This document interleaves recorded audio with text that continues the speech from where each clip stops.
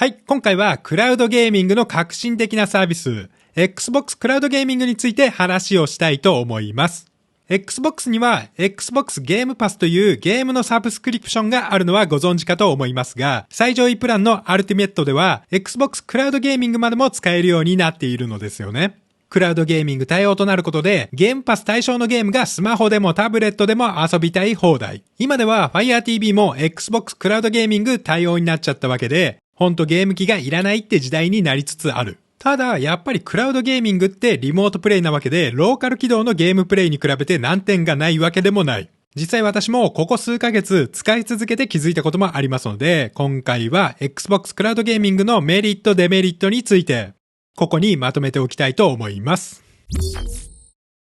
はい、それではまず最初に今回の動画の内容について、最初にさっくりとまとめておきました。まず、Xbox クラウドゲーミングをプレイするために必要なゲームパスのプランとその違いについて、2024年には Fire TV が対応となったのも大きなニュース。クラウドゲーミングが楽しめるデバイスはどれなのか、Fire TV シリーズではどのモデルが対応しているのか、Fire TV も様々なモデルがあるので、これらスペックの違いで実際のゲームプレイがどう変わってくるのかって話もできればと思っています。続いて、Xbox クラウドゲーミングのメリット、デメリットについて。ゲームのサブスクとクラウドゲーミングが組み合わさることで何がすごいのか、ゲーム体験がどのように変わるのかって話ですね。私は Xbox クラウドゲーミングだけでなく GeForce Now も長く使ってきましたので、GeForce Now と比較した使用感の違いとか注意点についても詳しく解説できればと思っております。Amazon の Fire TV シリーズってすでに持ってる人は非常に多いと思うんですけど、ゲーム機として使ってる人ってまだまだ少ないと思うんですよ。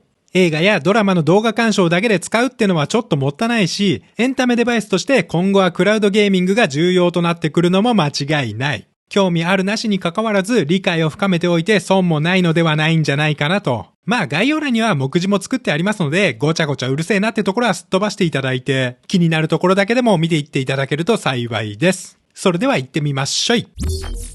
はい、それでは Xbox ゲームパスのプランの違いから、まずややこしいのがこのネーミング。サービス名に Xbox ってついてるから、Xbox っていうゲーム機が必要なんじゃないのって気がしてしまうのですけど、Xbox クラウドゲーミングを使う場合は Xbox 本体もパソコンも不要なのです。Xbox クラウドゲーミングの登場により、Xbox やパソコンに限らず、様々なデバイスで Xbox のゲームがプレイできるようになってるってこと。ゲームパス対象の大量のゲームソフトがスマホやタブレットでも遊び放題。もはや Xbox という言葉は単なる家庭用ゲーム機を指すものではなくなっているのです。よって Xbox ユーザーじゃなくても Xbox ゲームパスは契約する価値があるし、私も Xbox は持ってないけど契約しているし、Xbox ゲームパスのために Xbox 本体も欲しくなっているのも事実。で、Xbox ゲームパスって何なのかって言ったら、毎月定額料金を支払うことで大量のゲームを制限なしにプレイできるもの。ゲームが遊び放題というゲームのサブスクリプションなのです。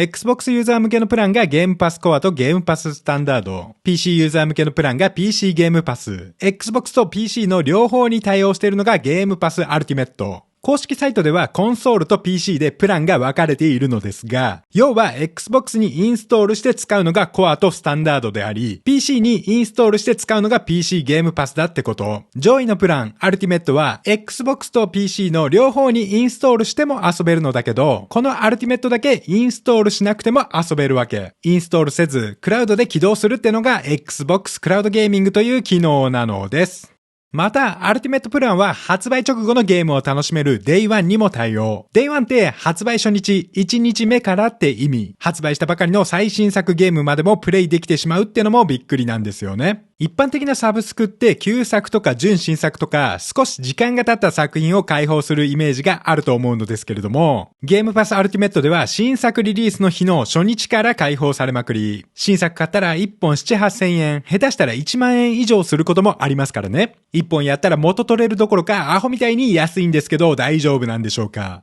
本当、新作ゲームを買わなくなっている自分もいるのです。しかもこれら新作ゲームもクラウドゲーミングに対応してますからね。ゲームソフトも本体価格も値上がりし続けている中、これで月額1450円はどう考えても安いと思うのです。Netflix や Unext、Disney プラスといった動画サブスクだって月額1500円から2000円前後はしますからね。動画でも 4K プランは高額だし、最新映画は見放題じゃないし、ゲームソフトの販売価格を考えても安いんじゃないかなと。ちなみに近年 Xbox ゲームパスの料金は値上げしているのですけど、本国アメリカに比べたらまだまだ安いです。アメリカではアルティメットは 19.99 ドル。日本円に換算すると3000円以上するサービスが日本では半額以下。もちろん今後また値上げされる可能性はあるんですけれども、逆を言えば今が試し時なのも間違いないと思っています。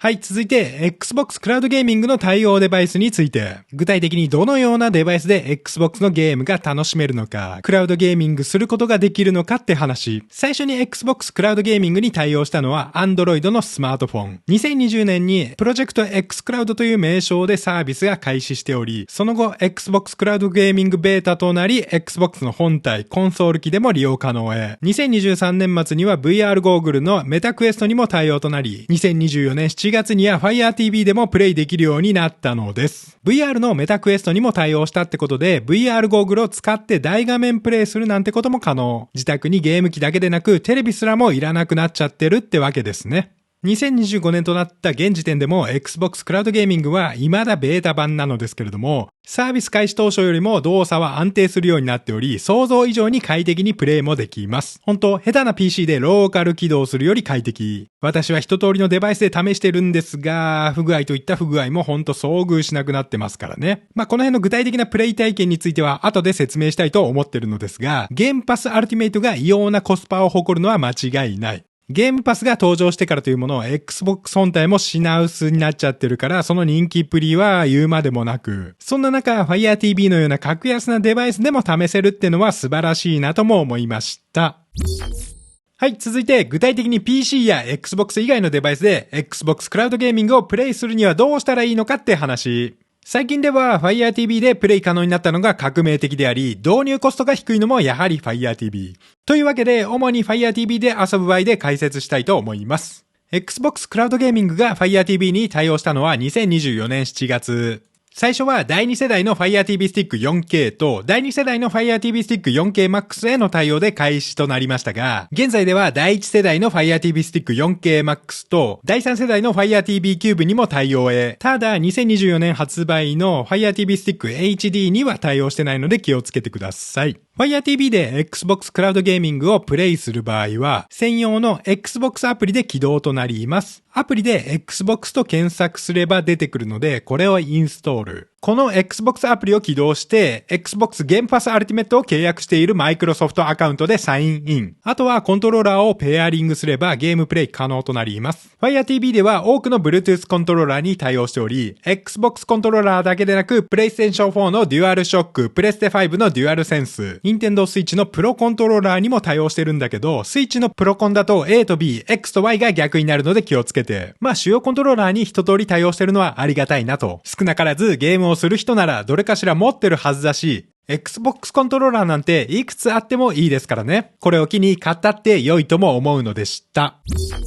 はい、続いて Xbox ゲームパスの契約方法について。先ほど Xbox アプリ起動時に Microsoft アカウントでサインインと言いましたが、Xbox クラウドゲーミングを楽しむためには Xbox ゲームパスアルティメットの契約が必要。繰り返しますが、アルティメット以外のプランでは Fire TV でプレイできませんので気をつけてください。Xbox ゲームパスって Microsoft アカウントに紐づく定期支払い契約、いわゆるサブスク。契約するためには Microsoft アカウントが必要であり、Microsoft アカウントでログインしてゲームパスアルティメットを契約するという流れになります。この手続きはスマホでもパソコンでもどのデバイスからでも可能。ゲームパスを申し込んだ時点で継続支払いはオンとなっているので、とりあえず試すぐらいの気持ちならすぐにオフにした方が良いでしょう。契約してすぐ解約してもお金を払った分1ヶ月間は丸々プレイできるし、私は Xbox に限らずサブスク契約はすぐ解約手続きをしてしまう人間。続けたいと思ってから継続すれば良いですし、後で解約する方が面倒。こういったサービスは解約されたくもないので、期日が近くなると再契約も促してきますからね。特にゲームプレイって時間が必要なので、まとまった時間が取れないと気持ちに余裕もなくなり楽しめない。長期休暇のタイミングでピンポイントで契約した方がコスパが高いと思ってるし、より効率よくゲーム消化もできるっていうのは言うまでもないでしょう。ちなみに公式サイトで契約する場合は1ヶ月1450円となりますが、Amazon でゲームパスのコードを買った方が安かったりもするんですよね。私が今まで買い続けた限りではひたすらに公式価格よりも安かったので、おそらくこれからも安いんじゃないかなと。ただ Amazon で購入する際は購入するプランをくれぐれも間違えないように気をつけてください。何度も繰り返しますが、Fire TV でプレイするならアルティメットプランであり、コスパが高いのもアルティメット。ゲームパスで契約すべきはアルティメットプランなのです。概要欄にはリンクも置いておきますので、契約する前に公式サイトの価格と比較してチェックすることをお勧めします。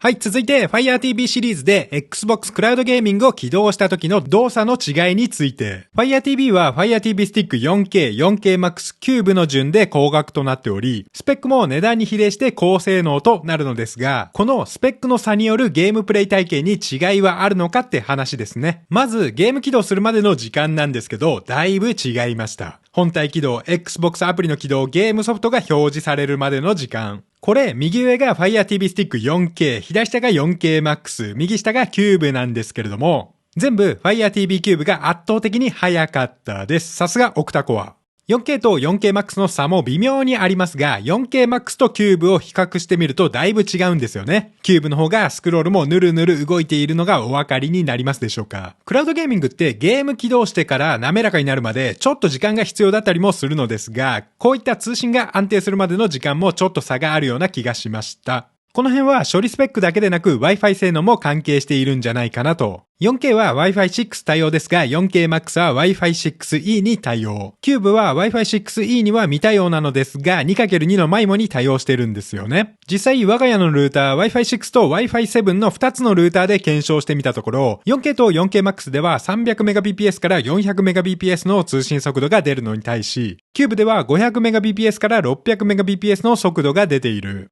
Wi-Fi 6E 対応の 4K Max よりも Wi-Fi 6のキューブの方が通信速度も速く通信の安定性でも優れているってことです。というわけで Fire TV シリーズでは Fire TV キューブが一番処理スペックも高く通信性能も高いのでより安定してゲームプレイできるってのは間違いないでしょう。ただ勘違いしてはいけないのは大きな差を感じるのはゲーム起動するまでの話。ゲーム起動してしまえば 4K でも大差なく動くし遅延の差は分かりづらい。私自身いろいろと検証してみたんですけどどれでプレイしてたか分からなくなったというのが本音。思った以上に Fire TV Stick 4K で快適にプレイできてるしどのデバイスでも遅延がある時にはある。実際のゲーム体験はそこまで大差ないような気がしています。この辺の遅延については後で詳しく説明したいのですが、クラウドゲーミングで最重要なのが通信品質ですからね。無線よりも有線の方が通信は安定するんだけど、Fire TV シリーズは有線 LAN のスペックが低いからそもそも限界があるというのもお伝えしておきたい。例えば Fire TV キューブは Ethernet 内蔵なんですけれども、これは 100Mbps までであり、Gigabit Ethernet に対応してないんですよね。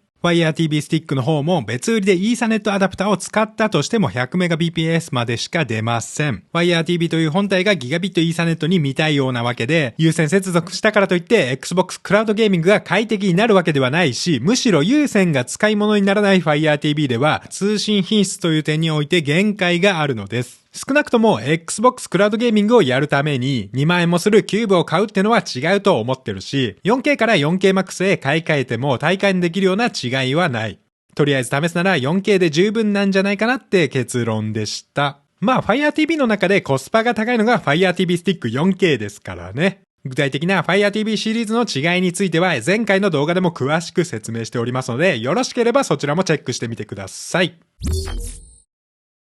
はい。それではここからは私が Xbox クラウドゲーミングを使って気づいたことについて。まずはメリットから。Xbox クラウドゲーミングを使うにはゲームパスアルティメットの契約が必要と言いましたが、このプランの料金がとにかく格安で安すぎます。アルティメットプランでは発売直後のゲームを楽しめるってのは先ほど申し上げた通りなのですが、新作旧作に関わらずプレイできるゲーム本数が非常に多いのです。2025年1月現在、アルティメットでプレイできるゲームは443本。そのうちクラウドゲーミングに対応したタイトルは367本もあるのです。この辺はライバルであるプレステのサブスク、プレイステーションプラスのラインナップと比べれば明らか。ゲームパスではエレクトロニックアーツや UBI ソフトのゲームも対象であり、マイクロソフトはゲームスタジオも買収しまくり、フォルツァのプレイグラウンドゲームズだけでなく、アクティビジョンブリザードやベセゲーでおなじみベセスダまでも、今ではマイクロソフト傘下の企業ですからね。フォールアウト、エルダースクロールズ、スターフィールド、ディアブロ、コールオブデューティーといった AAA タイトルもゲームパス対象となっており、ベセスダの最新作、インディ・ジョーンズまでも対象ってやばくないですか？国産ゲーム、いわゆる和ゲーが少ないイメージのある Xbox ですが、Xbox を開発するマイクロソフトは、買収に次ぐ買収で今では世界で3本の指に入るほどのゲーム企業。Xbox というプラットフォームが大きくなっている昨今、日本のゲーム会社も Xbox に参入しないわけにもいかなくなってるし、すでにセガ、スクエニ、コエ、カプコン、バンダイナムコと日本メーカーのゲームパス対象も増えているのです。2025年1月時点では、ペルソナ、竜が如く、バイオハザードシリーズとか、オクトパストラベラー、聖剣伝説、テイルズ・オブ・アライズとかもゲームパス対象なのですよね。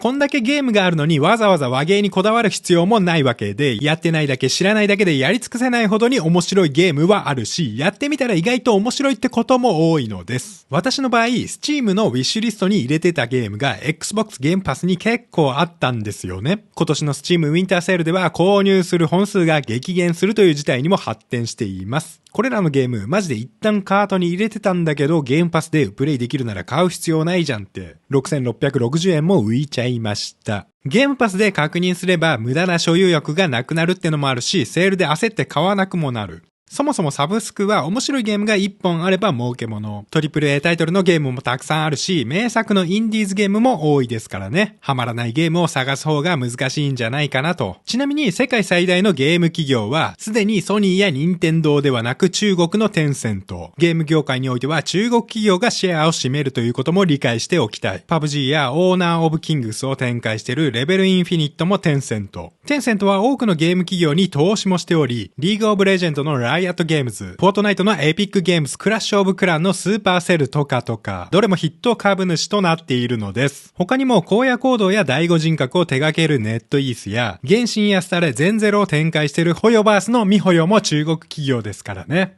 日本でもホヨゲーユーザーは多いはずであり、原神が Xbox ゲームパスに対応したってのも結構でかいんじゃないかなって思ってます。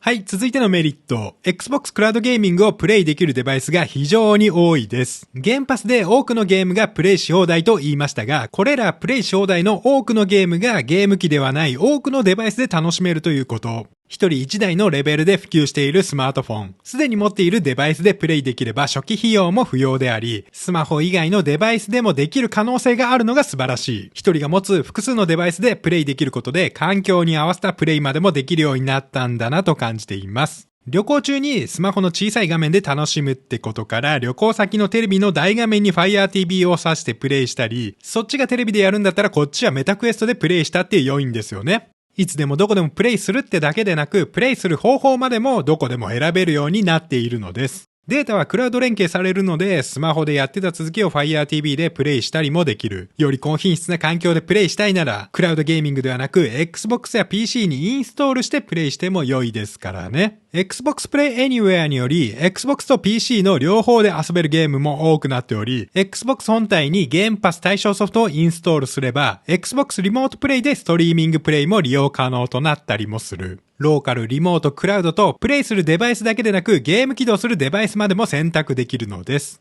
TPO や求めるゲーム品質に合わせて最適な方法も選べるってこと。ゲームのサブスクリプションとクラウドゲーミングの2つが組み合わさることで、今までとは違う、また新しいゲーム体験ができるようになったんだなと感じました。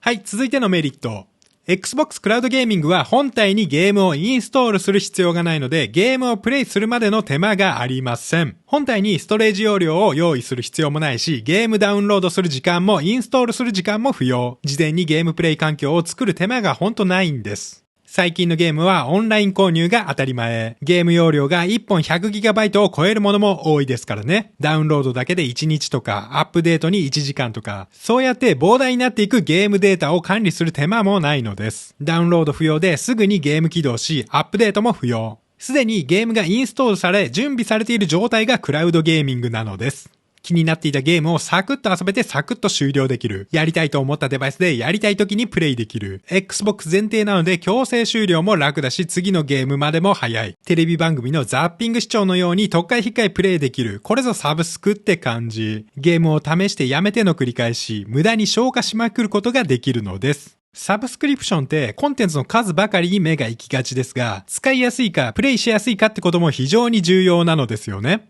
かくいう私は PC ゲームパスも契約していたことがあるのですが、インストールするのが面倒だからってインストールしまくってたらパソコン作業に支障が出てしまったんですよね。かといってインストールするゲームを選ぶかって言ったらこれがまた面倒なんです。何も考えず、やりたいと思った時だけでなく、やりたいと思うまでもなく即起動できる。これが素晴らしい。インストールするのは、このゲーム面白いわーってなってからでいいんです。おかげでストレージ容量も余分に用意する必要もなくなったわけで、なんだかんだで安上がり。ゲームにかかる費用ってゲームソフトだけじゃないし、インストールにはお金、時間、手間というコストがかかるということ。ゲームデータを保存する SSD も高額だから、PC でしか遊ばない人も PC ゲームパスプラス500円の価値は全然あるのです。実際私は Steam で所持しているゲームでもクラウドゲーミングで起動してしまうことが多い。Steam で買った積みゲーは Steam でプレイしないまま Xbox クラウドゲーミングで起動しちゃってる。手持ちの本体で起動しないことで消費電力も少なくなり、本体負荷も減るので、パソコンもグラフィックボードも長持ちしたら嬉しいな。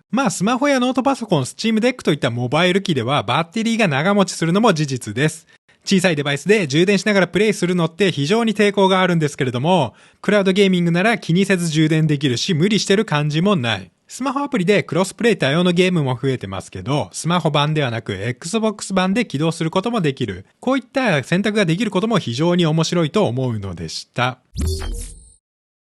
はい、それではここからは Xbox クラウドゲーミングを使って気づいた注意点、デメリットについて。クラウドゲーミングは遠くにある本体を遠隔操作して楽しむもの。どう頑張っても遅延は避けられません。これはクラウドゲーミングである以上仕方ない話であり、Xbox クラウドゲーミングに限った話でもないのですけど、この遅延云々の話が通信環境が大きく影響するってのが最大のデメリット。それぞれのご家庭の通信環境次第ってのが非常に厄介なんですよね。あなたの家と私の家では環境も違うし、日本ではこの通信環境を整えるってのが何より難しいのです。Xbox クラウドゲーミングに推奨される通信速度は、スマホのようなモバイルデバイスで 10Mbps、画面の大きなデバイス、PC やタブレットでは 20Mbps 以上が推奨されています。ただ、実際のところ 20Mbps では厳しく、最低限 50Mbps くらいはないと困るし、ちゃんと楽しむなら 100Mbps 以上の環境が欲しいです。よって、日本のモバイル回線で快適に楽しむことは難しいと思っておいた方が良い。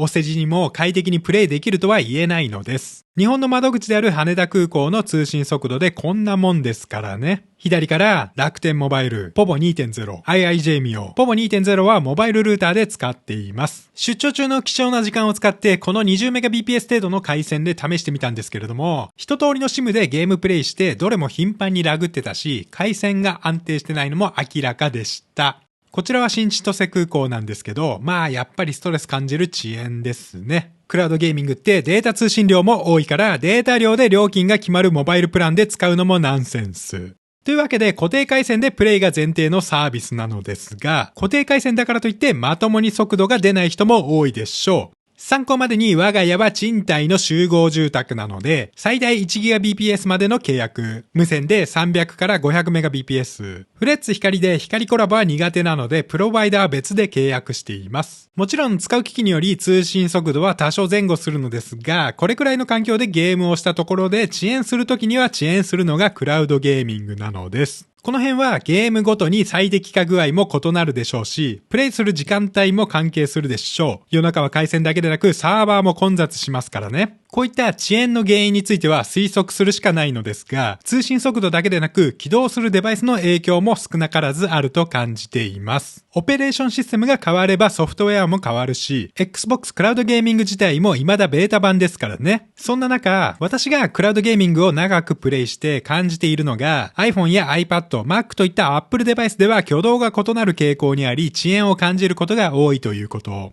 Android に比べると iPad の方がラグい時があったり、Mac も Windows ベースのゲーミング PC に比べるともたつくことが多い気がしました。どちらも基本的には問題なく動作するのですが、ただラグの頻度って言うんでしょうかね。この辺はブラウザ起動かアプリ起動の違いもあるので、少なからず動作に影響があるのも間違いないでしょう。ブラウザ起動とアプリ起動の違いは諸説あるんですが、データ処理とかデコード処理で差が出ると言われたりもしている。正直私も技術的なところはようわからんのですけど、通信速度が落ちた時に専用アプリの方が効率よく処理できてるんじゃなかろうか。画質を落とすことで遅延を抑えたり、うまく調整できてるんじゃないかなって。通信が不安定な時の動作が変わってくるなら、通信を安定させればよい。というわけで Mac を有線接続してみたところ、遅延が驚くほどなくなりました。はい。何を当たり前のことを言ってるんだと言われてしまえばそれまでなんですけれども、無線でも同じぐらいの速度は出ていたわけで、ここにたどり着くまですんごい時間かかりましたからね。やはり有線 LAN の方が通信が安定する。いくら Wi-Fi 性能が上がってるからとはいえ有線も試してみましょうねってこと。もともと無線でプレイしてたのは M1 Mac mini、M1 Max の Mac Studio、M1 の MacBook Pro、M2 の MacBook Air、あとは M4 と M4 Pro の Mac mini あたりですね。どれも可もなく不可もなく動いてるっちゃ動いてるんだけど、たまにカクつくというクラウドゲーミングらしい動作だったんですよね。試しにイーサネット内蔵の Mac をすべて有線接続に切り替えてみたところ、体感できるほどにヌルヌルになったのです。M1 や M2 といった Apple シリコンチップの違いも感じず、旧型の M1 Mac mini や Mac Studio でも滑らかにプレイができるようになりました。さらにデータ通信量が必要な GeForce Now では顕著に違いも出ました。4K HDR でもヌルヌルプレイができるようになったんで、やっぱり通信品質が最重要なんじゃないのっていう結論です。ただ、やっぱりね、有線接続したところで完全に遅延がないと言ったら嘘だということも言っておきたい。FPS や TPS ゲームでは少なからず違和感を感じることがあるし、ゲームを数時間ぶっ続けでやってるとラグってきたなーって感じることもある。ラグってる中、そのままプレイし続けてるとまたヌルヌルになってきたり。我が家の環境は変わってないはずなので、やはりサーバー側の影響も少なからずあるんじゃないかなと。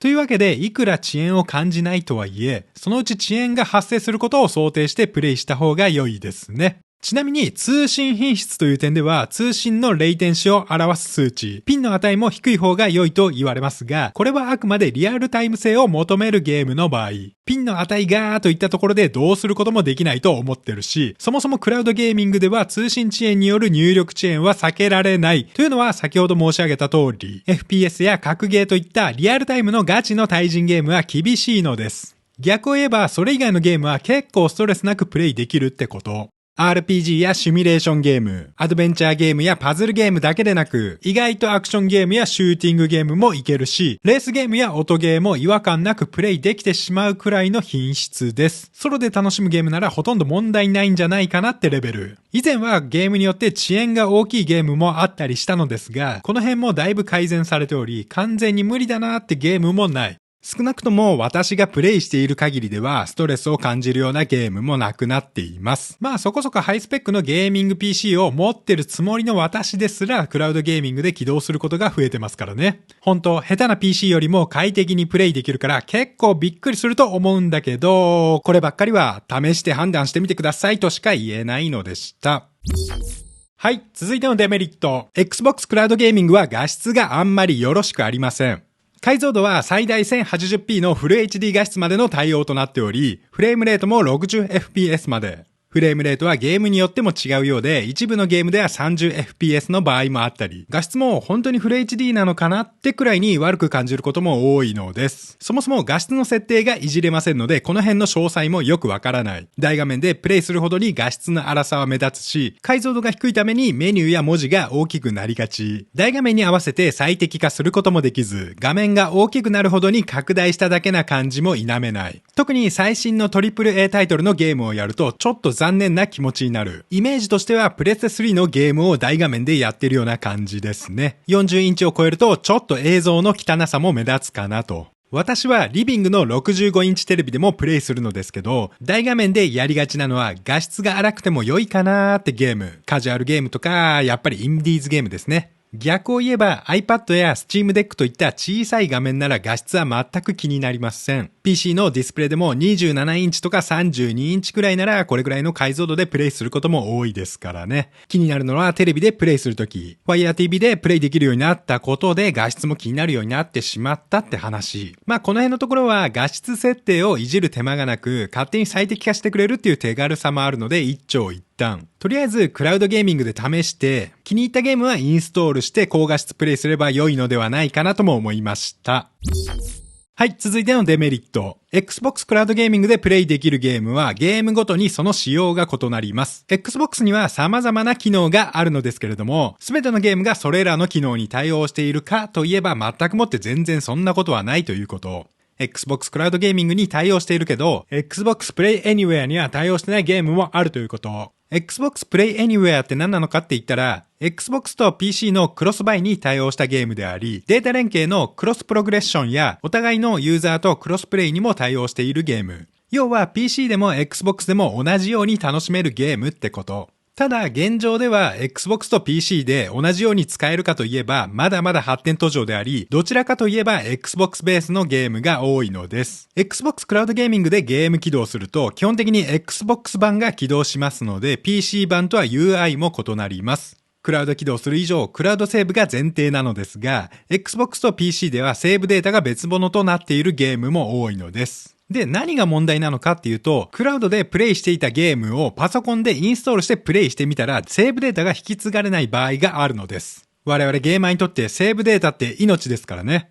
今後、クラウドゲーミングの値段が上がっていくことも間違いないと思ってるし、そうなった時に対応できるかってことは少なからず考えておいた方が良いでしょう。Xbox ゲームパスってゲームのサブスクリプション。今できるゲームがいつまでもプレイできるとも限らないし、いつまでも私がサブスク契約をし続けるわけでもないということ。ゲームクリアできるまでゲームパス対象である保証がないってのもあるし、ゲームパスを解約してゲームを購入したくなる時もある。ただ私マイクロソフトでゲームを買いたいかって言われたらそうじゃないんですよね。でもセーブデータはマイクロソフトアカウントに紐づいちゃうし、しかもこの紐づいているデータが Xbox のセーブデータだとさらに困るのです。かくいう私はゲームパスでマイクロソフトダンジョンにハマって拡張版が対象じゃないことに気づき、パソコン版のアルティメットエディションを購入した口なんですけれども、このゲーム Xbox Play Anywhere に未対応だったんですよね。Xbox クラウドセーブの適用範囲は Xbox コンソール版のゲーム、Xbox クラウドゲーミングのデータが連携されなかったり、モンスターサンクチュアリーというゲームも Windows 版と Xbox 版が別物扱い。クラウドゲーミングでは Xbox 版が起動するけど PC にインストールして起動したらデータ反映されなかったり、他にもクラウドゲーミングでストーカー2をプレイし始めて面白そうだからパソコンにインストールしてプレイしようとしたら、こちらも Play Anywhere には未対応で Windows 版は別物でゲームパスも対象外。パソコンにはインストール不可能だったり、そもそも Xbox クラウドゲーミングという機能は Xbox で購入したゲームをクラウドゲーミングする機能でもないのですよね。Xbox でゲームを買ったところで、ほとんどのゲームはクラウドゲーミングでプレイできず、結局のところ Xbox というゲーム機が必要となるのです。Xbox ではファミリー共有のホーム Xbox やリモートプレイの Xbox リモートプレイも Xbox というゲーム機本体が前提ですからね。これらの問題は Xbox ユーザーなら問題ないのでしょうけど、私はパソコンゲーマーですからね。PC ゲーマーほど Steam の方が便利であり、マイクロソフトストアに抵抗があるってのは私だけでもないでしょう。同じ PC ゲームでもマイクロソフト版と Steam 版では中身も異なると思ってるし、モッドを導入する場合も Steam の方が楽。Steam ワークショップもあるのも強いかなと。ゲームパスってものすごいコスパ高いんですけれども、ゲームパスを使えば使うほどに Xbox は欲しくなるし、やはり Xbox というゲーム機を前提としたプラットフォームなんだなと感じるのでした。あとこれ余談なんですけれども、ゲームパスアルティメットで PC に対応してないゲームが GeForce Now でプレイできたりもしました。先ほどのストーカー2というゲーム、GeForce Now で Xbox アカウントを連携したところ、GeForce Now では Windows 版が起動できるという謎。最初は Xbox 版が GeForce Now で起動できるのかと思ったんですけど、どうやら Windows 版が起動されてるんですよね。GeForce Now Ultimate では 4K HDR の高画質プレイもできたり、自分でも何言ってるかちょっとわからないんですけれど、いずれにせよ複数のデバイスでゲームプレイをするつもりなら、セーブデータがどうなってるかってのはしっかりと把握しておいた方が良いですね。セーブデータがマイクロソフトアカウントに紐づかないゲームもあるし、クロスプレイに対応しているゲームは専用アカウントを利用するものも多いですから。フォートナイトのエピックゲームス、レインボー6の UBI ソフトコネクト、コールオブデューティのアクティビジョン、ディアブルのバトルネット、原神の未保養アカウントとか、ゲームパス対象のゲームでも別途アカウントが必要な場合もあるということを覚えておきたいのでした。はい、最後のデメリット。Xbox クラウドゲーミングはゲームパス契約者しか使えません。家族プランもないので Xbox クラウドゲーミングを共有して使うことができないのです。クラウドゲーミングのセーブデータは契約者アカウントに紐づくということ。家族のアカウントを使ってプレイするとか実績を区別するとかも無理。クラウドゲーミングを同時起動すればエラーも出てしまうのです。そもそも Xbox のゲーム共有システムは Apple や Steam のファミリー共有とは異なります。Xbox 本体でホーム Xbox を設定することで、その本体を使う家族のみゲームプレイが可能となる仕組み。よって、Xbox のゲームソフトを共有するには、やはり Xbox という本体が必要なのです。Xbox ゲームパス対象ゲームも、ホーム Xbox を設定した本体であれば、家族も遊ぶことができるんですが、逆を言えば家族は、ホーム Xbox を設定した Xbox でしかゲームパスは遊べないのです。ホーム Xbox が設定できる Xbox の本体は1アカウントにつき1台のみ。Nintendo Switch のいつも遊ぶ本体と似たようなシステム。結局のところ、マイクロソフトは Xbox というコンソール機メインでゲームを展開していくということ。だからこそゲームパスにハマるほど Xbox が欲しくなるんですけれども、ゲーミング PC に投資し続けてきた私は Xbox に乗り換えられるかって言ったら難しいんですよね。PC ゲームするなら Steam の方が快適というのは皆さんご存知の通り。Xbox Play Anywhere や Xbox クラウドゲーミングの登場で PC でも同じように遊べるようになりつつありますが、PC で遊びたいならやはり Steam の方が快適なのです。Steam ではデバイス問わずアカウント単位で家族を紐付けられるし、アカウントごとにセーブデータや実績も区別できる。オンラインプレイする場合もサブスク契約は不要であり、最大6人の家族でゲームの貸し借りも可能。共有するデバイスの数にも制限がないのです。家族が多いほど買い切りの方が得になる場合もあるし、リモートプレイトゥゲザーで1台のソフトを一緒にプレイできたりもするって話は以前の動画でも詳しく解説しておりますので、よろしければそちらもご覧いただけると幸いです。この辺のところは私は Steam ユーザーなので、Steam というプラットフォームに縛られてるっていうのもあるとは思いますけれども、ゲームプラットフォームでは Steam が圧倒的なシェアを占めますからね。ゲームパス加入で 20% オフで購入できるとはいえ、Steam なら定期的にある大規模セールで激安購入ができる。できることならゲームは Steam で買いたいのでした。はい、最後に GeForce Now との違いについてもさっくりと触れておきたいと思います。同じクラウドゲーミングというサービスで何が違うのかって話ですね。一番の違いは GeForce Now はクラウドゲーミングに特化したサービスであり、Xbox Game Pass Ultimate はゲームサブスクがメインでおまけでクラウドゲーミングも使えるということ。ゲームソフトを所持する必要がないってだけでなく、ゲーム本体も所持する必要もないというのが Xbox Game Pass Ultimate。この時点でだいぶ破格というのがわかるんじゃないかなと。と言いますか、破格なのは日本だけなんですよね。ゲームパスアルティメットは米国では $19.99 ドルであり、GeForce Now アルティメットも米国では $19.99 ドル。ゲームパスの円換算レートがぶっ壊れてるだけってのもある。たとえ価格が同じ3580円だったとしても、約470ほどのゲームパスタイトルがプレイし放題で、そのうち350タイトルがクラウドゲーミングできるって格安だと思う。GeForce Now はゲーム所有してないとゲームプレイはできず、多くのプラットフォームに対応してるとはいえ、PC ゲームで300本以上持ってる人も稀なはず。そもそも GeForce Now で全ての PC ゲームに対応してるわけでもないし、持ってるゲームでなおかつ GeForce Now 対応ゲームとなるとだいぶ限られるのです。パソコンゲーム歴が比較的長い私でも数百本ほどですからね。で、コスパ云々の話はさておき、クラウドゲーミングとしての違いはというと、スペックで比較してみると GeForce Now の方が上であり、実際に起動してからのプレイ品質でも Xbox クラウドゲーミングは GeForce Now のプライオリティプランに劣ると感じています。やっぱりわかりやすいのが画質ですね。同じゲームを起動しても GeForce Now の方が綺麗に見える。また根本的に違うのが GeForce Now がゲーミング PC を使うのに対し Xbox クラウドゲーミングは Xbox というコンソール機がベースだということ。Xbox の方はゲームプラットフォームごとにアカウントと連携して使う必要がないので、ゲーム起動時の認証の手間もないし、ゲーム終了するまでの時間も短いのです。ゲームも強制的に終了できるし、強制終了後に次のゲームも素早く起動できる。Xbox というゲーム機に最適化したシステムを使うことにより、サクサクとゲームを切り替えられるのです。GeForce Now で同じことをやろうとすると、前回のセッション云々で結構待たされますからね。ゲーム検証するのにもすんげー時間かかっちゃって困りました。あと、Xbox Cloud Gaming は Fire TV に対応してるっていうのも大きな違い。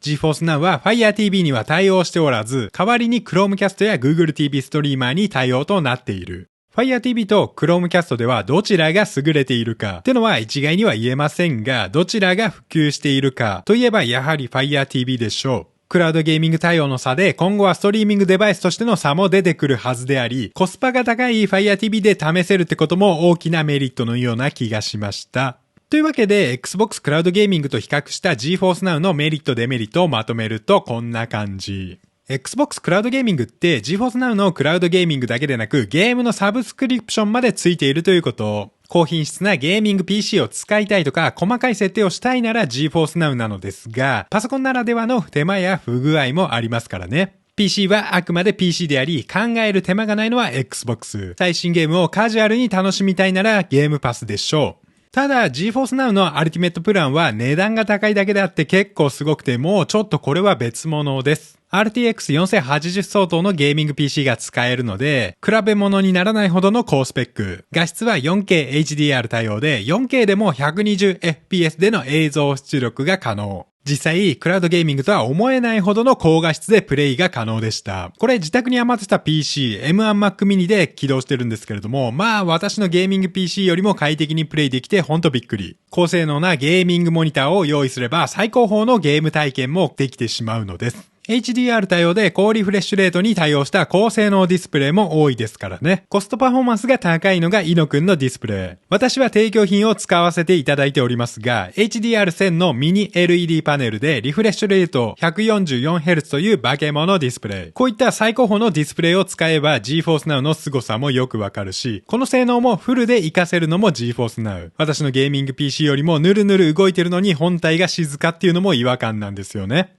ウルトラワイドといった様々なアスペクト機の解像度に対応できるのも GeForce Now ならではのメリット。PC ゲームならコントローラーだけでなくマウスやキーボードでプレイできるってのも素晴らしかったりもする。まあ具体的な GeForce Now の使用感について話し始めたらこれまた長くなってしまいますので、また別の機会に詳しくお話できればと思っています。いずれにせよ、まずクラウドゲーミングを試すなら値段が安い Xbox クラウドゲーミングかなと。試せるゲームも大量にありますし、そこそこの品質でサクサクとゲームプレイできる。ゲームを気軽に試すという点においてこれ以上ないサービスであり、クラウドゲーミングはこの手軽さに尽きるんじゃないかなと。ゲームサブスクとしても Xbox ゲームパス以上のサービスはなくって、Xbox クラウドゲーミングだって下手な PC で画質下げてプレイするよりは断然快適ですからね。GeForce Now は質を求めたくなってからでも遅くはないと思うのでした。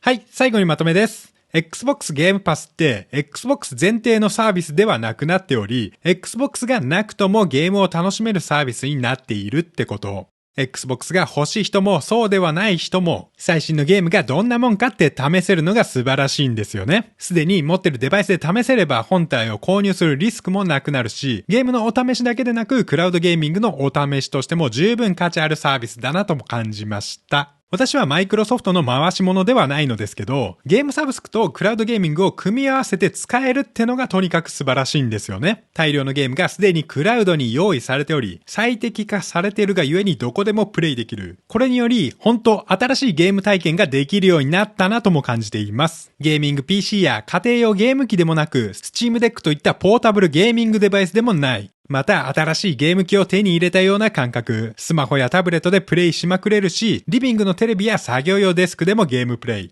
クラウドゲーミングが使えればゲーミング PC はいらないし、電気代も安くなるし、デスクトップ PC が一つ減るだけで配線も一気にスッキリしますからね。我が家では自作 PC の抜け殻が増えつつあるのも事実なのでした。まあただ、どこでもゲームプレイできるっていうのはいいことばかりでもないので気をつけて。年末年始なんて家でも実家でも仕事場でもゲームプレイできちゃってなんか無駄に忙しくなっちゃってる自分もいる。この動画だって本当は年末に上げる予定だったんですけどね。本当 Xbox ゲームパスにはくれぐれも気をつけてください。というわけで今回はこの辺でおしまい。